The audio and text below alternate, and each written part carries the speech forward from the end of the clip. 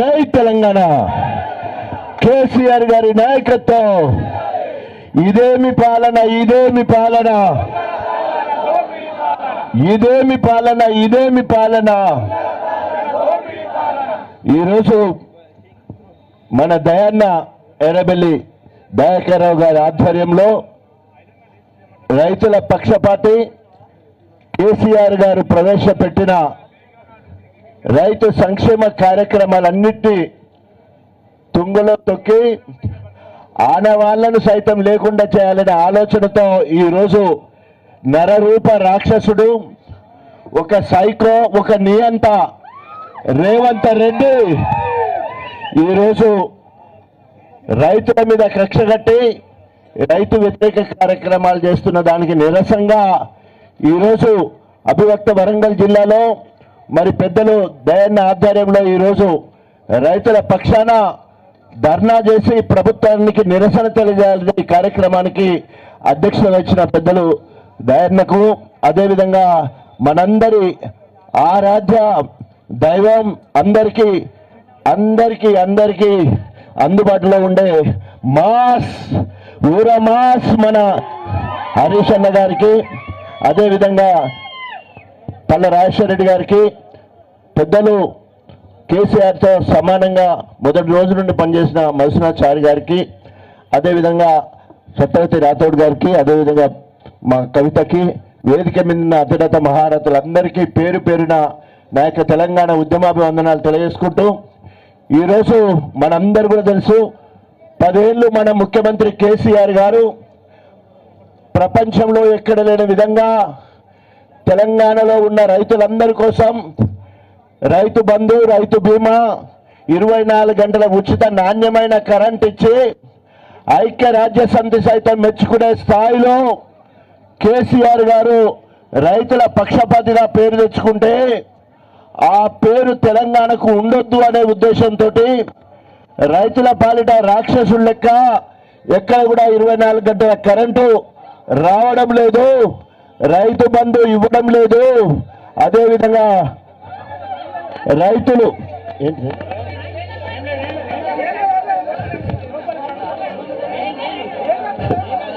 ఏ తొండలు మనవలు ఏం చెప్తాయి తొండలు మనవలు ఏం చెప్తాయి కుట్రా పంపేసి ఇక్కడ ఉందిరా పట్టేసా ఇక్కడ పట్టేసి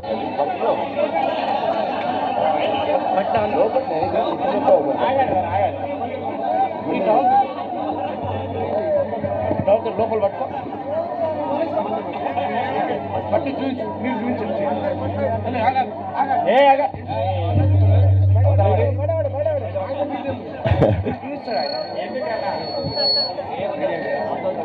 ఓకే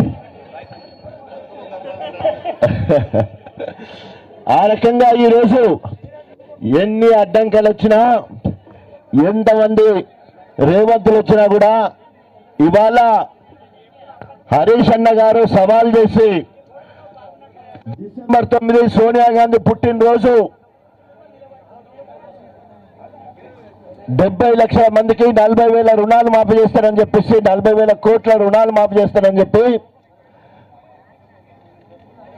రైతు తీర్మానం చేసి మళ్ళీ మేనిఫెస్టోకి వచ్చే వరకు దాన్ని తగ్గించేసి క్యాబినెట్కి వచ్చే వరకు 31,000 కోట్లు 42 లక్షల మందికి ఇస్తాడని చెప్పి చివరిగా హరీష్ అన్న సవాళ్ళు అందుకొని 15 ఆగస్టుకు మొత్తం ఇస్తాడని చెప్పేసి మరి అందులో సగం కూడా ఇవ్వకుండా ఎక్కడ వస్తుంటే హరీష్ అన్న వస్తూ ఉంటే మా గణపురం ప్రాంతం నుండి అంటే స్టేషన్ నుంచి ఇక్కడ వస్తుంటే అందరూ చూస్తే 20,000 30,000 50,000 ఎక్కడ కూడా మాకు మాఫీ కాలేదని చెప్పి ఇచ్చే పరిస్థితి వెరసి 40% కూడా ఎక్కడ కూడా రోడ్లు మాఫీ కాలేదు మరి అలాంటి పరిస్థితులలో ఇంకా సిగ్గు శరం లేకుండా ఈరోజు తెలంగాణలో ఇంకా ఏ ముఖమేస్తున్నారో ఎవరికి ఏ మంత్రి ఏం మాట్లాడుతున్నారో ఎవరికి తెలుసలేదు స్వయంగా వ్యవసాయ శాఖ మంత్రి తుమ్మల అంటాడు ఇప్పటి వరకు 42 లక్షల మందిలో 22 లక్షల మందికి ఇచ్చినాం ఇంక 20 లక్షల మందికి ఇవ్వలేదంటాడు